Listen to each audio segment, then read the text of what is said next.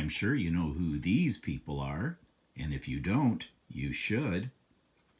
Great for Halloween.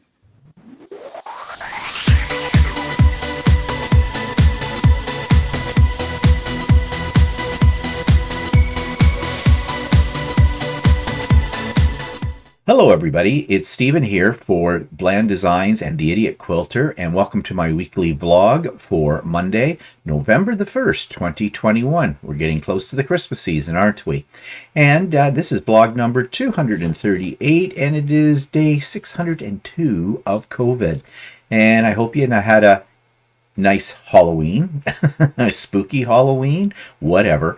I'm going to talk a little bit about what we did for Halloween this year a little later on. But first, let's get right into my current projects. I have two things to show you today. I have these Christmas placemats that I made on my embroidery machine. The pattern came from a company called Hoop Sisters. They've been around for quite a while, and they are famous for creating kits that you can do on your embroidery machine to put together everything from table runners and placemats to full-size quilts. I've looked at their patterns before, and I have often thought about getting one. They are quite expensive.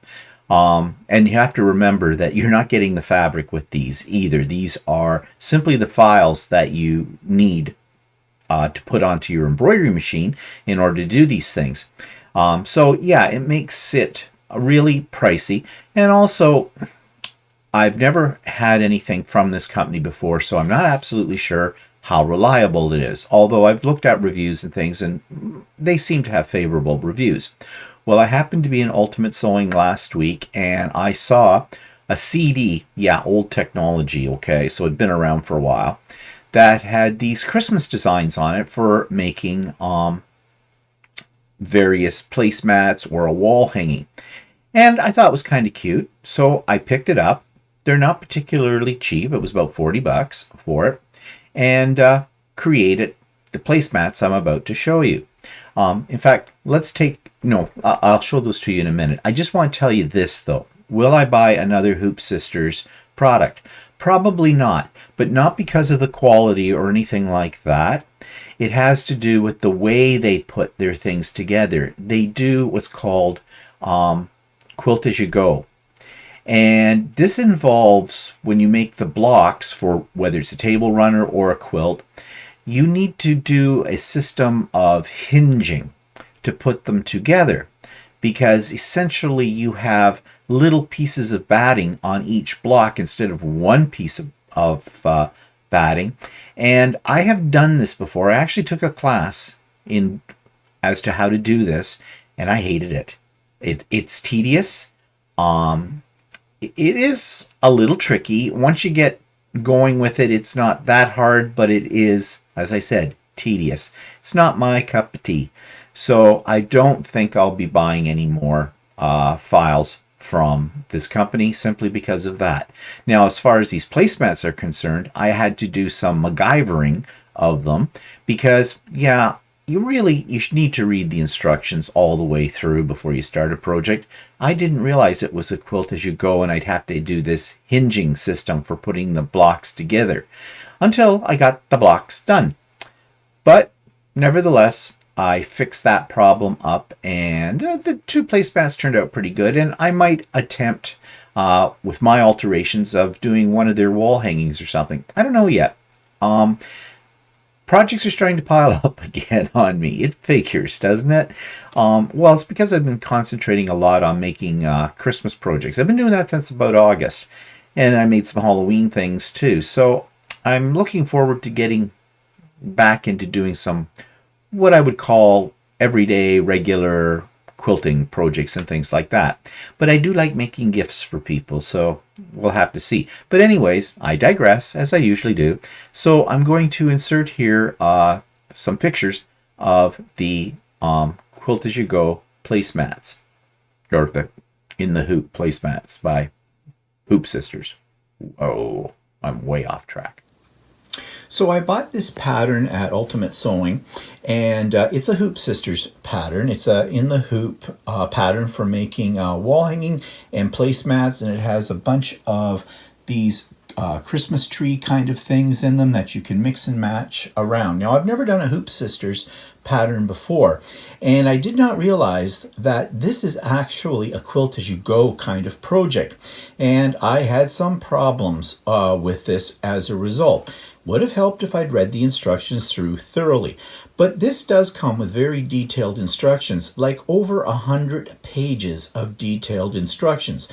Now, a lot of those are set up as slides. So there's a picture that's on an 8.5 by 11 in landscape format, and so like 41 pages for doing a placemat and another 41 pages for doing a wall hanging, and then a bunch of other pages of information. So basically I started printing them all out, and I thought, do I really need to print out the ones that have slides on them?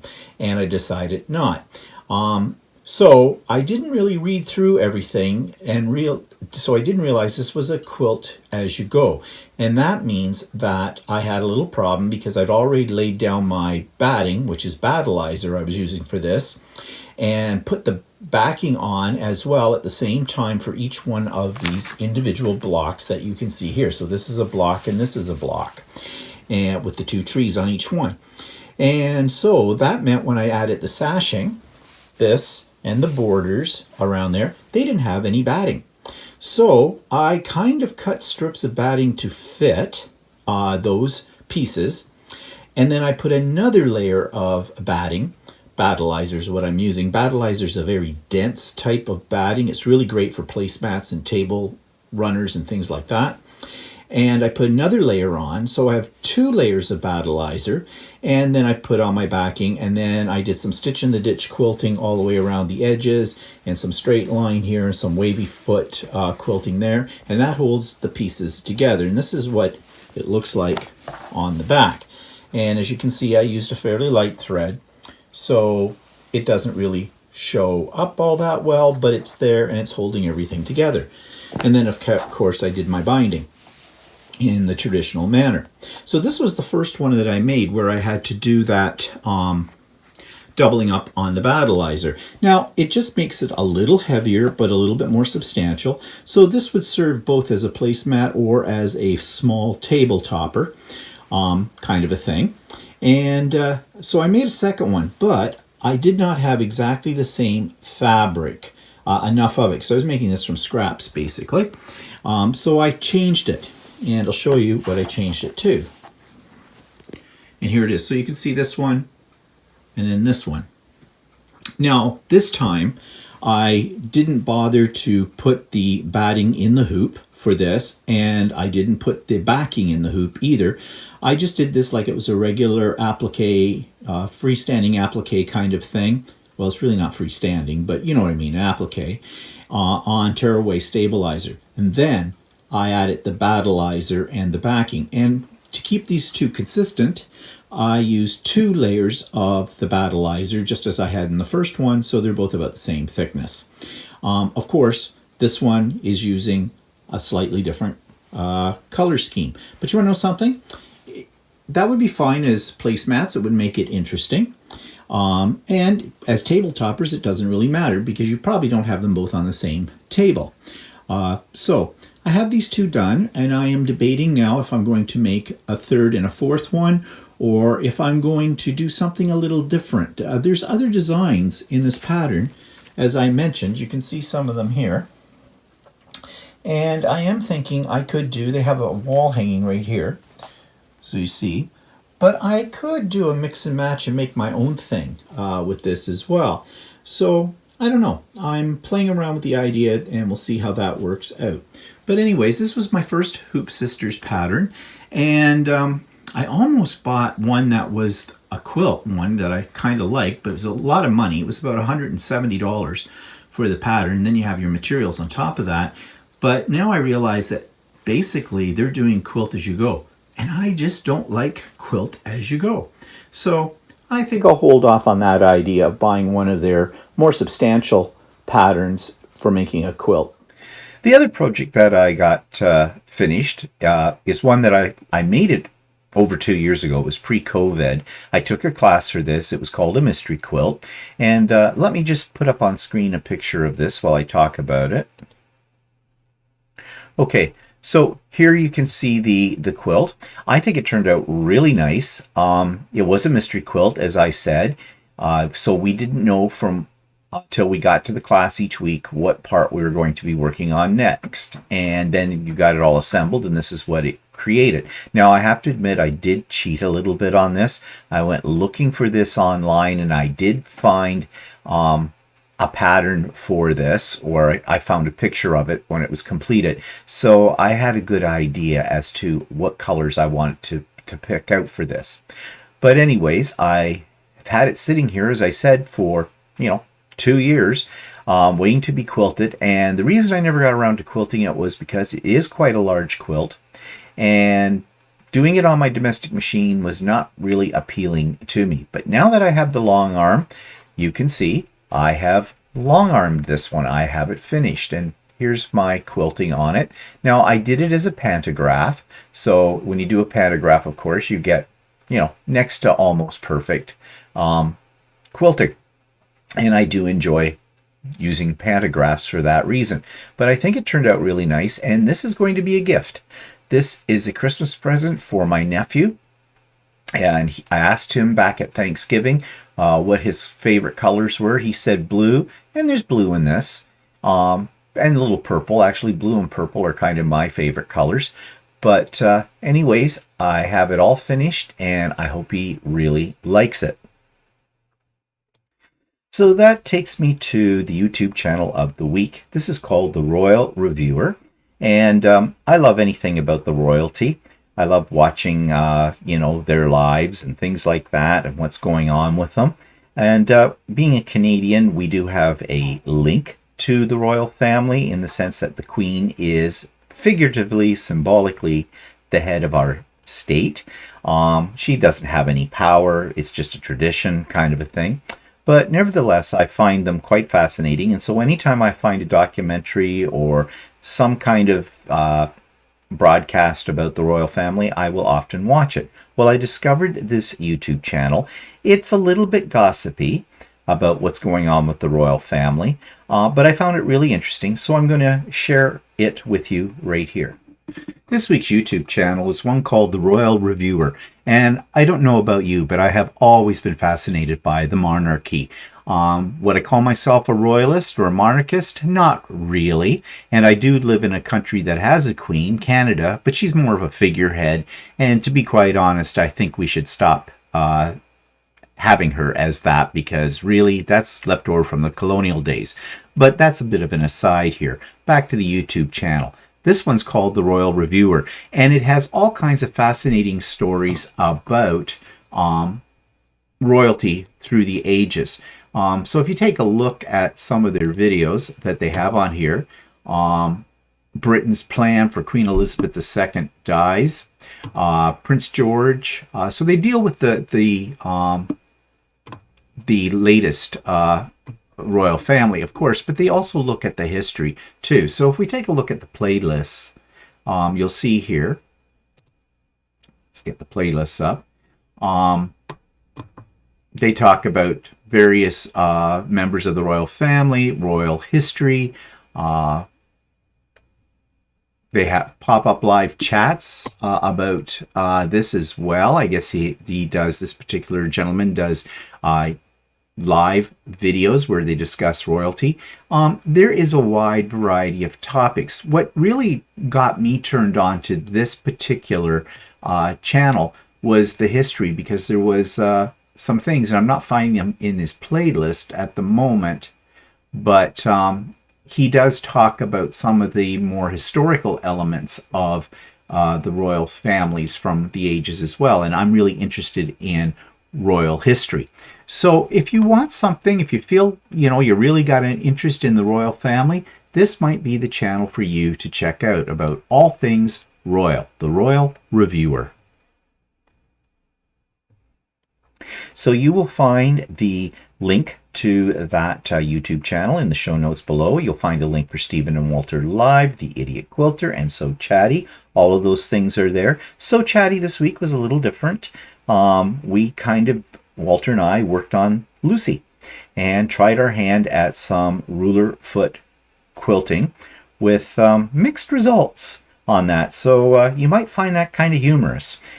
It wasn't meant to be, but it kind of turned out that way. There is also a link in the show notes for Craft and Chat. I do that on the first Wednesday of every month, and so the first Wednesday is coming up in a couple of days' time. So this Wednesday, November the 3rd, 2021, at 1 p.m. Eastern Standard Time, we will have a Craft and Chat session. And that's where you can come work on whatever projects you're working on. It doesn't matter what they are, anything from quilting to painting, you name it, you can do it. And we have, pleasant conversation, no drama. We don't get into the problems of the world with that. And I always find it very inspiring for me, and I get a lot done, and it's just fun. We have a great time. So you're welcome to join us. It is a Zoom connection. So the Zoom connection is in those show notes, as I've already mentioned. And come and go as you please. You can join us at any time within that 3 hours. You can leave anytime, whatever. It's very relaxed and a lot of fun. So I hope to see you then. So that's this Wednesday, November the 3rd, starting at 1 p.m. Eastern Standard Time. Okay, so that takes me to what's pissing me off this week, and it has to do with my mother's nursing home, and it has to do with communication channels, or their system of communication. Basically, it seems to me that it's been breaking down a little bit. The reason I say that is because, last week, I phoned over to find, or to get an update on my mother's health, and it went to voicemail, and I left a message, said what I wanted, who I was, how to get a hold of me, and waited for a call back. Never got one. Called again about 4 hours later, tried again. Same thing happened. So I tried the next day. Same thing happened. Then I tried a few hours later. This time I got a person, so I thought, great. This person didn't have a clue what I was asking about. I don't know if they were brand new and weren't familiar with the residents yet, or what the story was, but she told me, she would have someone call me back about my mother's condition who supposedly knew what was going on. So I waited. No call. I was a little pissed off, as you can imagine. Now, I know they're busy over there. They've just had another outbreak of scabies. What do we call them? Scabies. That's what I'm trying to say. Which is very serious and very contagious. They've got them quarantined and all that kind of stuff. If you want to go in and make a visitation, you have to wear a gown, you have to wear gloves, you got to wear your mask, of course, because we still have COVID restrictions as well. So yeah, there's a lot of tension going on over there, and they're very busy. So I try to call when I feel that they're the least busy, which means don't call when they're getting people ready for meals. And I know when those times are, so I don't call that. I also don't expect an immediate call back as soon as I get off the phone, but I expect it in a timely fashion. So here I am 2 days in, and I can't talk to anybody about my mother.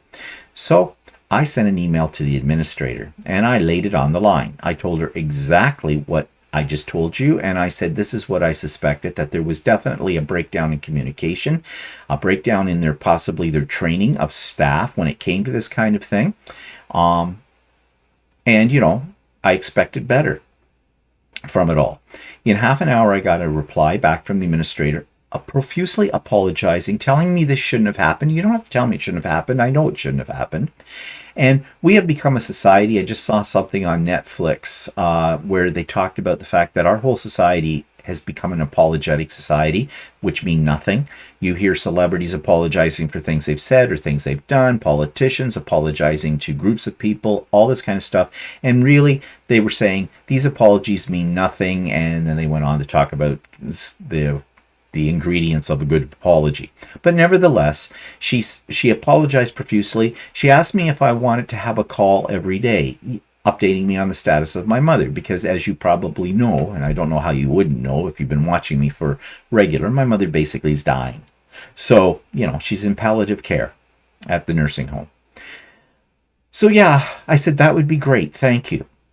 So I finally did get a call from one staff member who immediately went in and made excuses for why I hadn't gotten any calls, like as though it was her personal problem. She'd been away, she just got back, she'd been this, blah, blah, blah, blah, blah, and went on and on. I finally got a little bit uptight about this, and I kind of interrupted her after she'd been spewing forth for a good 2 minutes. The woman obviously did not need air because she never came up once for it. And I says, look, all I want to know is what the state is of my mother. What's her condition right now? Well, she did fill me in. Fine. And then she continued to go on about she was going to call me every day when she was on the shift. She usually worked nights. She usually worked the weekends. So whatever, she would call me this, and she'd go on and on and on. And I kept saying to her, well, thank you for that. Thank you for that. I appreciate that. Thank you for that. I thought I'd never get her off the phone. So one extreme to the other, right? So yes, they have been calling me, but the problem now I'm having is I don't know what the condition is of my mother because it depends on who I talk to. Some paint a very rosy picture. Others picture a doom and gloom picture. I don't know what's right. Now, I have talked to the nurse practitioner, who's the person who should know, be the most reliable, right? And she basically put it on the line and said, yeah, you should probably prepare yourself for the worst. Okay. And I am.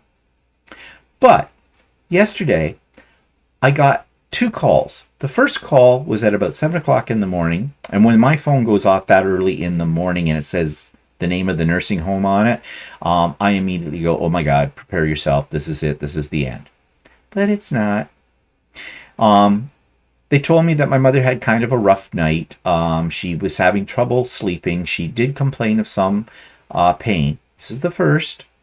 Haven't heard my mother really complain, but my mother's like that. She won't complain about pain much. Or if you ask her if she's, sore anywhere or has any pain, she'll tell you no. Whether that's true or not, I don't know, but that's what she tells me. So anyways, they said, so they gave her a painkiller or something, and she finally went to sleep. Yeah, I think whatever they gave her knocked her out.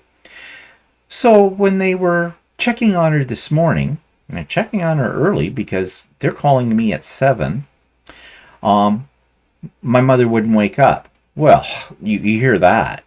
She won't wake up. That's not good. Okay. Now, I don't know if they're shaking the bejesus out of her or not, but, my mother is a sound sleeper. Always has been. Plus, okay, if she didn't get to sleep until about 3 o'clock in the morning or something and they gave her a drug, well, that might be while she's still in a very deep sleep, and whatever drug you gave her may have knocked her out. I don't know. But they had taken her vitals, and the vitals were good, and but they were a little concerned, or this one that called me was a little concerned that my mother's hands were very cold. Okay, I'm not sure what that means. So she said someone would be calling me later. She was going off shift. Okay, fine. So someone did call me later. Well, totally different story. Oh, yeah, well, there was a problem. My mother didn't want to take her meds, said she didn't want those. My first reaction was my mother spoke because my mother hasn't been speaking. She's been nonverbal lately. Well, no, she shook her head no. Okay, there's a difference. Okay. Then she says, but she did have her breakfast and she did have her lunch, and we got the medication into her during her lunch. I said, so my mother's eating, because my mother hasn't been eating or drinking. Very little. Now, again, my bad. I should have asked her, how much did she eat? Did she have a full English-style breakfast, or did she have a half spoonful of something? I don't know. What's this assessment that she's eating? I should have asked that question. I didn't. I didn't think about it at the time. Next time I will, if they tell me she's eating. Well, okay, this sounds all good. And I said, is she alert? Is she being responsive? Well, she says, oh yes, she when someone enters the room, she looks right at them. Well, okay, when I entered the room, she looked right at me, but there was nobody home. Like, she's staring at me, but it's like, hello, Mom. Knock, knock, anybody home? So I don't know what that means. Oh, and I said, well, is she, aware of her surroundings? Kind of a thing. Oh, yeah. Oh, and she smiled. Okay. So basically, this woman was on like really up about my mother's condition and the whole bit. And for a brief moment, I had hope. But then I got thinking about it, I went, this is contradictory to what I heard earlier. So what is it? And this is what I mean. I'm on a roller coaster here. I don't know what her situation is. And this all boils down to clear communication. They are not giving me clear communication. I am asking the questions. I'm not getting the answers. And I don't know what to do about that. So I have written again to the administrator who about my concerns and things like that, and I have not heard back from her. I even put, and yes, it was a threat, that if this situation was to continue, that I felt that there was a major problem within their system of communication, and I was going to write my concerns to, let my concerns be known, to the chairperson of the board of directors for this institution. So, maybe that's why I didn't get an answer. I don't know. Maybe I was a little too threatening. I mean, I tried to write it in as polite but to the point as I could. So we'll see. So we carry on with all this. But this is what's really pissing me off about the medical community or anybody in the healthcare system. They don't give you enough information. I don't know why that is. Maybe it's because, they don't want to, make you think that there is no hope, and they're wrong about that, because they could be. Or they're just too busy, so they want to get it over with quickly. Like, here's the information you need to know. Or it's because they consider us dummies and that they are the professionals and they're supposed to know these things. That one I have a lot of debate with. With my time with dealing with my mother and doctors and things like that, I have a little different opinion of that kind of thing, but I'm not going to get into that right now. So anyways, this is a place that we pay big bucks for them to look after my mother. And up until about the last few weeks, since we got the new administrator, actually, I have noticed that there has been a change. And I don't think this change is for the positive. And this makes me very worried about the quality of care my mother's getting me. And it's not like I can just pick her up, move her out of there, and put her someplace else, because that can't happen. Not in the way our system works here in this country, and not given the condition my mother is in. So, yeah, that's what's pissing me off this week. Okay, let's move on to other things, shall we? What do I have to show you? Not a heck of a lot. I ordered some panels from Peachtree, one of my favorite quilting stores out west, that I can use as practice panels on the long arm for doing ruler work. I did talk about that on the So Chatty as well. Those have not arrived yet, but I'm expecting them probably this week. And unless you're a quilter, you won't really be interested in that kind of thing. But one thing that is really kind of a really good idea, those bath trays that you can get, I guess, if you want to lounge around in a bubble bath, and you can put this thing out, they're expandable and little tray, and it sits on the edges of your tub, and you can put your scented candle on there, your face creams, your exfoliants, a glass of wine in your book, your trashy, filthy romance novel that you're reading while you're soaking up in the tub with your oil of old lady or whatever you use for that kind of thing. Obviously, I'm not a tub person, but they have these trays, right? Well, new use for those. Saw it on Whirls and Swirls' latest live video that Tracy Russell, the owner of Whirls and Swirls, who's my APQS dealer and a wonderful teacher for those that are trying, like me, to learn how to use their long arm. She had this in her latest video, and she was using it to hold some things that she was using.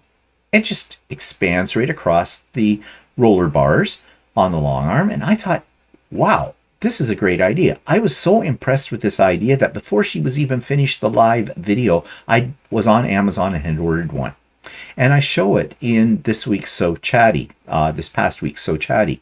But yeah, it's dandy, especially when you're doing ruler work. You can put all your rulers right there off to the side. They're within your arm's length away, and away you go. So what a great idea. Just wonderful. And I'm thinking, I'll bet you could use those trays for other things too, if you use your imagination a little bit. So, yeah. Well, that made my week. May not have made yours, but it made mine. Okay, so let's see, what else have I got on here? Oh, yeah, okay, 3D printing. So I'm sure you've heard of the television program from Korea called Squid Games. It's all the rage right now. Walter and I binged watched it a week or so ago. Loved it. Great show. Very violent, very weird, but very good. And of course, when I was looking for new things to do on my 3D printer, as I do, there are hundreds of models that are based on this television program. The figures and things like that are in it, the characters that are in it. So I downloaded some of these models, and you can see right behind me over my this shoulder here, sitting up there, are some of the things I made that come from Squid Games. And I'm going to show you those up close and personal in a minute or two. So that's kind of fun. And the other thing that I experimented with was 2D art, wall art. You can print out, there's all kinds of different ones. I printed out a cat and a butterfly, and then a little 3-paneled thing of a tree. And these are meant that you can put them on your walls and decorate your house. And you can make them fairly big if you want to. I made small versions of them just to try them out. But they're kind of cute. So I've got a little video I'm going to put right in here for you to see these. So, of course, everybody knows how popular the Netflix series Squid Games has been. We watched it. It's very weird, but it is very captivating, that's for sure. And, of course, there's these characters or figures in the show. And I went on the 3D printer sites and found that, yes, this is very popular right now, these models to print out and to do your own thing with them. So the principal figures from that show are the front man, which is what this mask is all about, as you can see. And then the, I don't know, minions or whatever they call them. I forget what they call them in the show, but they're basically the guards people who, keep order and kill people. And then the creepy doll. That's in one of the game segments, right at in the very first or second episode. And so I printed these all out on my 3D printer. And these were fairly complex prints, but they printed out quite nicely. The mask, I was really surprised at how well that printed out. And that's all in one piece. These little guys, they were in one piece as well. Well, you had to print the little stand that they're on as well. But they did take some supports, but the supports came off pretty easy, and yeah, the end result was pretty good. Now, of course, I could paint these in the colors that they used in the show, Squid Games, but I'm not going to bother. I just printed them in basic purple, black, and red filament. And then the scary doll, I printed in 2 colors just because I had those colors in the printers already, and I didn't know if this was going to work. Now, this printed out in 5 pieces. The head and the body were separate pieces, the 2 arms and the 2 legs. And then it was very well constructed because it had spots where you could slip all those pieces in to the body. And I did add a little glue to them just to hold them there permanently, but it was very well thought out, that particular model. So anyways, I've got my own collection of memorabilia from Squid Games. I was also experimenting with printing out something that is referred to as 2D art objects. These are essentially 3D prints that are fairly flat, and as you can see, the butterfly and the cat turned out well, so well that I made them twice, and I have them on my cabinet doors. There's also ones you can make that are much bigger and that are in parts, like for example this tree frame. Now this you could print out much larger, and you could put a piece of it on each door, I suppose, on here, but I just printed that took a while to print, but the quality is pretty good in the way that it turned out. So I'm just leaving it here stuck on the door in that size. So I just wanted to see what it was like to print out these 2D art objects with the 3D printer, and I might do some more. There's quite a few to pick from. So that takes me to one of my videos, Blast from the Past, a travel video. And this is the second day that we were in Cairns in Australia in 2019. That was our last trip. So this morning we're off to go to the Barrier Reef. What? Green Island. Green Island. But from there we see the Barrier Reef, don't we? Yeah. Yeah. Okay. We're going on some kind of glass-bottom boat, and then we're going to in this semi-submersible thing, which I hope is somewhat roomy, because I don't like being trapped in a tin can. I'm not a sardine, and I may have to kill people because I'm claustrophobic. You'll see. And this is the ship we're going on, the boat we're going on to get to. She said slip number 3. Yeah, Oh, that's what's berth 3 and 4.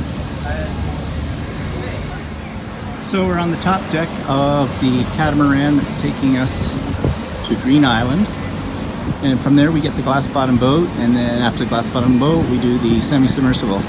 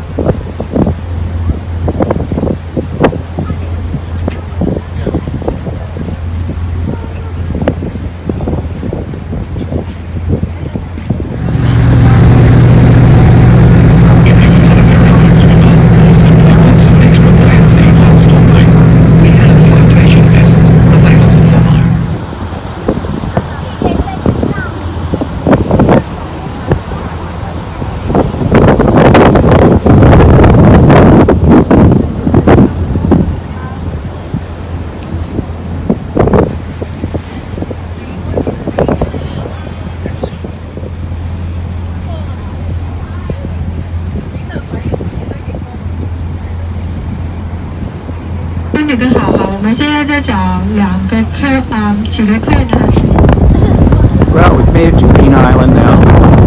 There it is.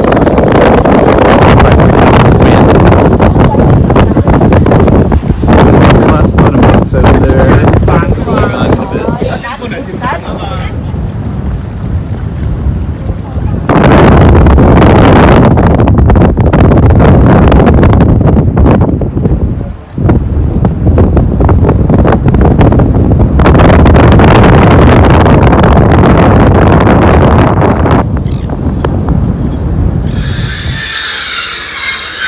So this is the little community here on Green Island, or as we like to call it, Tourist Trap Island. Only us and 50,000 Asians. We definitely took the slow boat from China on the way over here. I mean, ever feel like a minority? Whoa, round eyes. Go to bag a boat.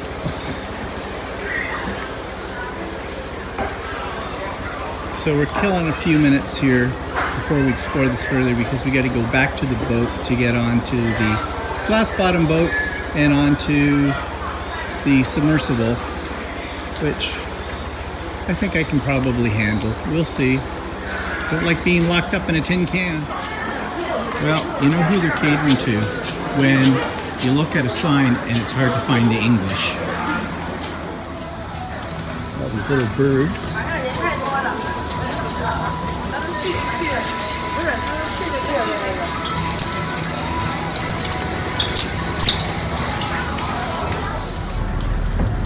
Okay, we did have the option to do lunch on the boat, but we decided not to, because usually those kind of things, when you do them, are not that great.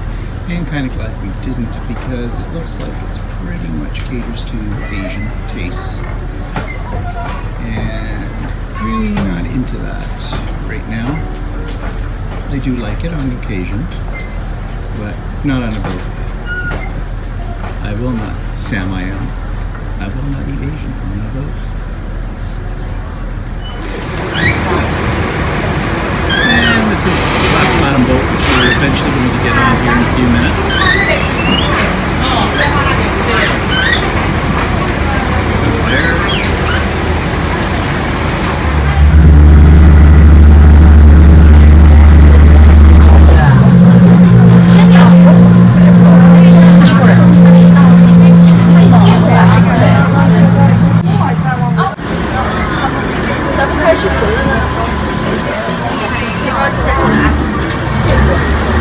Over these sandy parts, keep your eyes out for any stingrays, manta rays, eagle rays, bull rays. There's lots of different kinds of rays that live out here too. So just watch out for them. They do exist. They are very beautiful to see.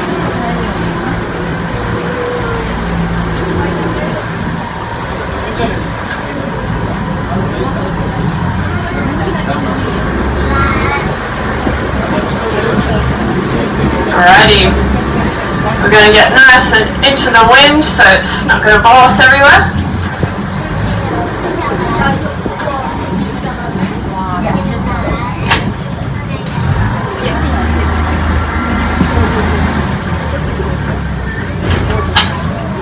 Alright.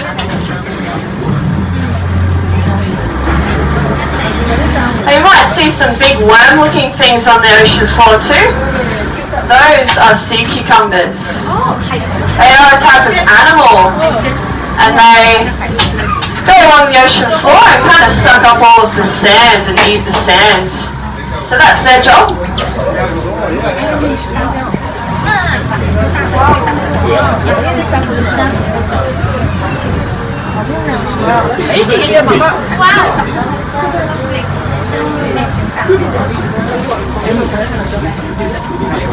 There's over 350 different types of hard corals that live on the Great Barrier Reef, and over 150 different types of soft corals.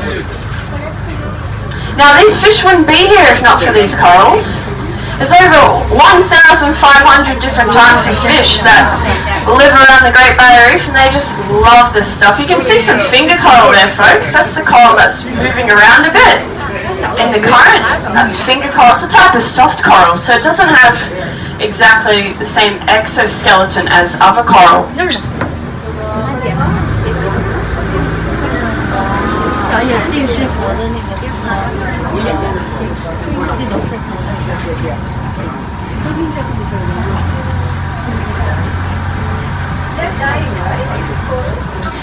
A lot of coral here is at different stages of health, but just because it's really dark in colour doesn't mean it's dying. Most coral is actually a really dark green, so that's because there is a little algae that lives right under the surface.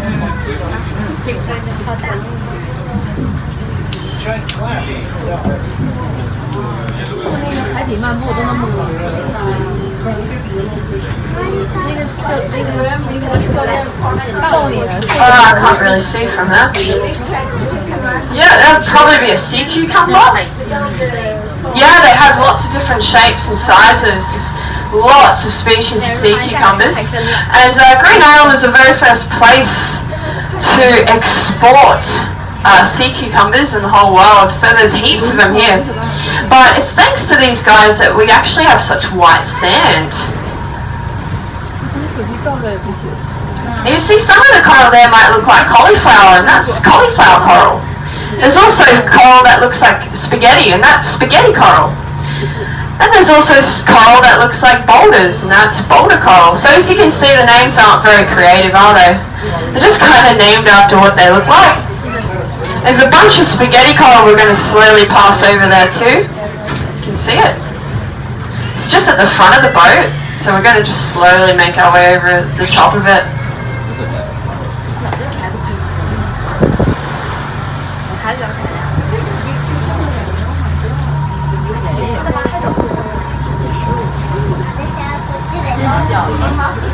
刚才那个大鱼跑，咱鱼缸里养那鱼吗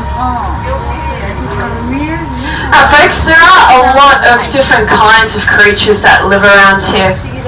One I'm sure you're all familiar with is the sea turtle. So the green sea turtle is the most common sea turtle that we see here.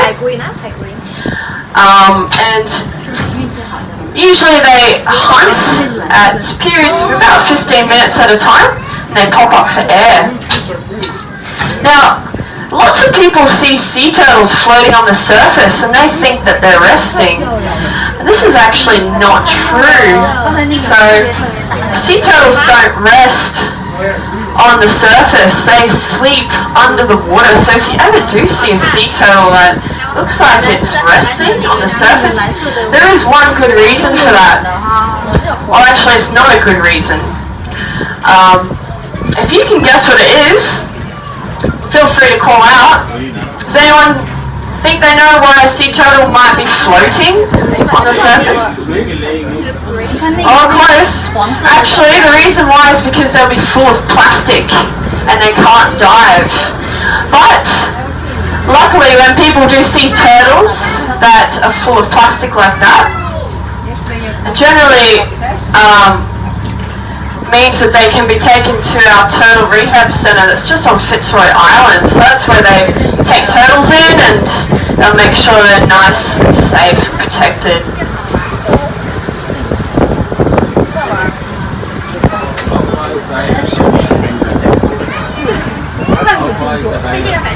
Oh, no, you can see lots of fish around here.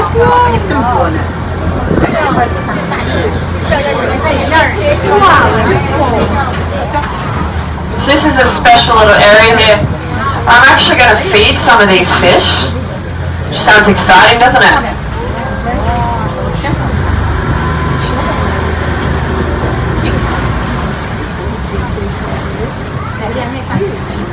Firstly, we get right over the top of this beautiful bit of coral.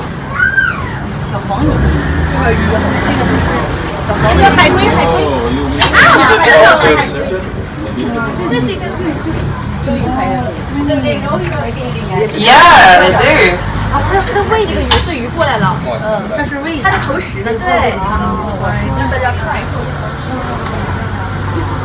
来看清楚。那个黑色的，黑色的有黑色的。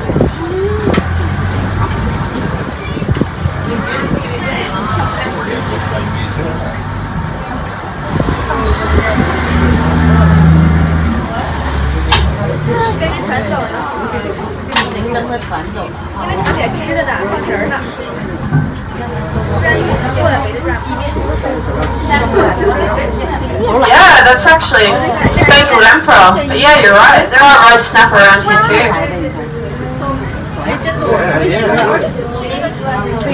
So that really big dinner plate shaped fish, which looks a bit like a tropical aquarium fish on steroids.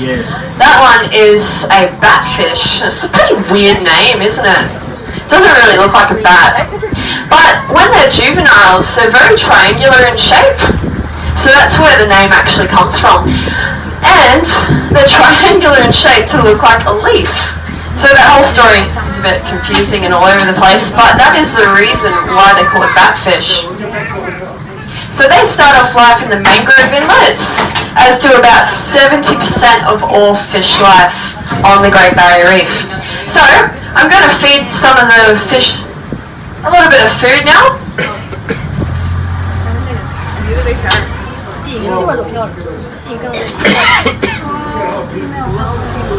So what I'll do is I'll just get in a nice position.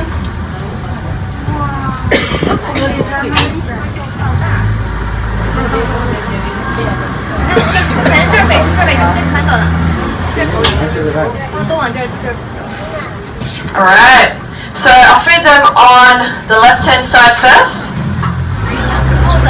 and then I'll feed them on the right.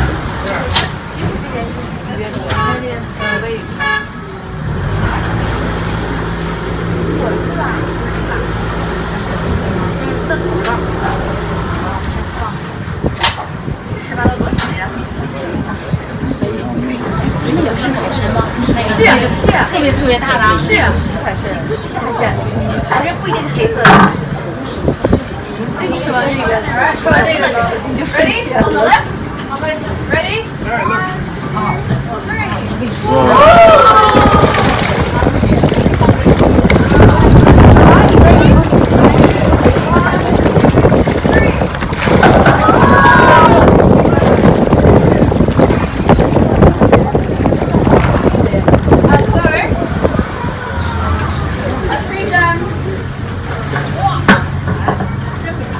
So I feed them fish blood, fish bones, and seaweed.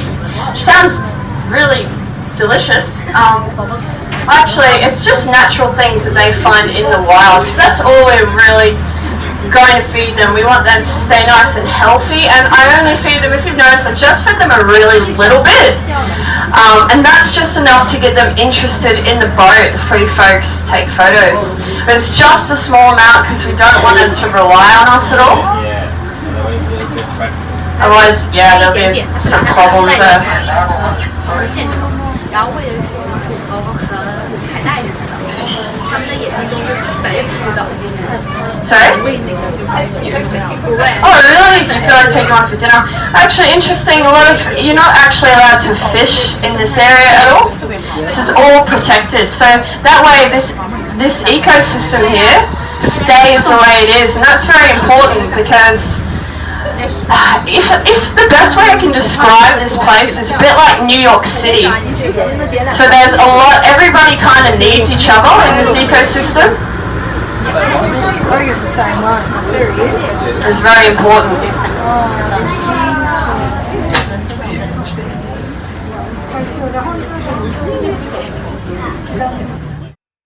So that takes us to what has been happening in the last week. Well, I've already talked about my mom, so I'm not going to go into that any further because I'm sure you're sick of it. I know I am. Let's talk about Halloween. What you do? Did you give out candy? We didn't. We debated. We really did. We did not give out candy last year because, you know, that's when we had the height of COVID. Well, we're still in the height of COVID. We just call it different things. It's becoming a way of life, isn't it? But here's my problem. Yeah, Halloween. First of all, Halloween is definitely for kids, and I have some issues with Halloween because, you know, here we are feeding all these kids sugar like they need more of that. And it's just something that was created by the candy companies, basically. You know, they make a lot of money off of this kind of thing. But nevertheless, we still do it. It is tradition. But we didn't know whether we should do it this year or not. Now, Walter kind of thought we should, so we did buy the candy. I now think that was just because he wanted the candy in the house. But needless to say, I was a little apprehensive about it because here's why. These kids have not been vaccinated. Maybe their parents have been double vaxxed, but the kids haven't because no fault of theirs, they can't yet here in Canada. We're getting close to it, but they can't right now yet. So here they are coming to your door. Yeah, they're probably wearing a little mask, I hope. I'd be wearing a mask, but the problem is you don't know. These kids also, Halloween is encouraging these children to congregate with other children en masse when they come to the door of places. I'm double vaxxed. But maybe down the road there's somebody that isn't double vaxxed. Maybe there's somebody down the road who does not realize that they have COVID, but a mild form of it. They could be spreading it to these children. These children will go back to school on Monday, today, and spread it amongst all their little playmates and friends there as well. I mean, they shouldn't even be in school right now until they're double vaxxed, but our government doesn't see that that's logical for some reason. But anyways, that's another topic for another day. So I debated. I got out my pumpkin. I have a fake pumpkin. Actually, it's kind of fun. It's motion detection, and it lights up when somebody comes near it, and it, you know, does spooky sounds. Kind of a thing. I've had it for years. Had it all out, ready to go. all batteried up in the whole bit. But I'm still feeling very apprehensive. And I said this to Walter. So Walter called his sister and asked what she and his niece were doing.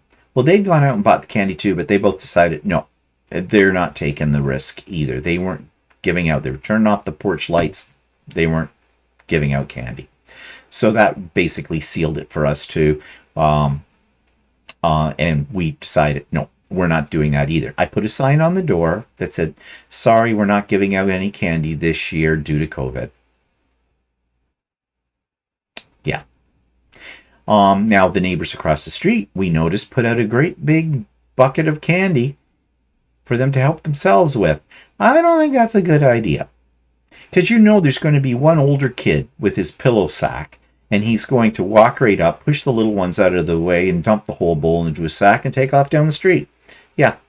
So, because I thought about that idea too, but we didn't go with it for that reason. So, yeah, we did not give out any candy this year. Maybe next year. That's 2 years in a row. Maybe next year things will be better. We hope. Meantime, we have all this Halloween candy. Well, it won't go to waste. No. Don't know what'll happen to it. Okay, so what else? That was about it in the past week. But what's coming up? Well, I've already talked about Craft and Chat. Now, this is a busy week for me because I have Craft and Chat on Wednesday, but tomorrow I am taking a class. We're starting a series of classes at the Quilt store at Ultimate Sewing. This was a class I signed up for way back and paid for before COVID hit. Then COVID hit, everything got canceled. And now, excuse me, that is not a COVID cough. So now Shirley has started the classes back up again, but of course there are restrictions. And I've talked about this before, and I've been apprehensive about whether I'm going to go to this class or not. And I've talked to Shirley about it and what she has in place for it. So there's only going to be 6 people in the class. We'll be spread out. We will be wearing our masks. I asked her, are you checking to see that everybody's been double vaxxed? The answer I got from that is basically no. She was kind of up in the air about it. And I understand what her concerns were. Again, the government's not showing any leadership here. They have not told mom and pop shops, that they must ask to be, people coming in there must be double vaxxed. They haven't told them that, and they've left it to them to make the decision. Well, as a store owner, I'm sure Shirley doesn't want to alienate clientele, although personally I think the clientele she has, that the ones that would be upset if she asked if they were double vaxxed are people who aren't her regular clientele anyways. So really I don't think she'd lose that much business, if any at all. But nevertheless, I've decided I'm going to the class, but the first thing that's going to come out of my mouth when I walk in there and I see who's there. And if I don't recognize somebody or whatever, I'm just going to ask the whole group. So I'm assuming everybody here has been double vaxxed. If I hear a him or a ha in that group, I'm going to go, I'm sorry. I'm not taking this class. I'll pack up my stuff and I'll go home. I'm not risking it. Yes, I've been double vaxxed, but that doesn't mean you can't get COVID. It just means, like the flu shot, you might get a little milder case of it, but you don't know that for sure. We don't know this for sure. So it's not worth me taking the risk in that terms. I would love to take a class. It'd be great to see people again. I enjoy doing classes, and this particular class is to make a Lone Star, which I've always wanted to make. And it's involving Y seams, which are tricky. And I have done Y seams before. I kind of know what I have to do. I haven't done them in a while. But the instructor of this, I've taken classes before with her. She is excellent. So there are many reasons why I want to take this class. It's just a shame about COVID, isn't it? So that's on the books. We'll see how that goes. I'll tell you next week. And then at the end of this week, starting on Friday, we have Energize 4.0. Energize 4.0 is a virtual retreat that is sponsored by the Quilter's Way, which is, you've heard me talk about them many, many times, is a group I belong to, a paid membership site that I belong to, and about quilting. So I'm looking forward to that, and I'm trying to get a project together to work on. Well, I always have projects, so that's not a problem. And, we start the Friday night, we have this cocktail party to get things started, and then full-blown retreat starting on the Saturday and runs through Saturday and into most of Sunday. And I'm looking forward to this. So that's going to take my time as well. So yeah, lots of things coming up this week. The only thing I'm worried about, and sorry, I'm going back to my mother again, is that I get the call, you know what I mean, in the middle of all of this. And that means, well, that's probably going to interrupt the flow of the week, right? That sounds a little callous, I know, in terms about my relationship to my mother, but I'm just being real, Yeah. So anyways, yeah, lots coming up. All right, anything else to tell you? Nope, I've gone on long enough. So I hope you have a good week, and I hope you're healthy. I hope you're as happy as you can be, given the situation we find ourselves in now. And yeah, so I'll talk to you later. Don't forget about Craft and Chat on Wednesday. Bye for now.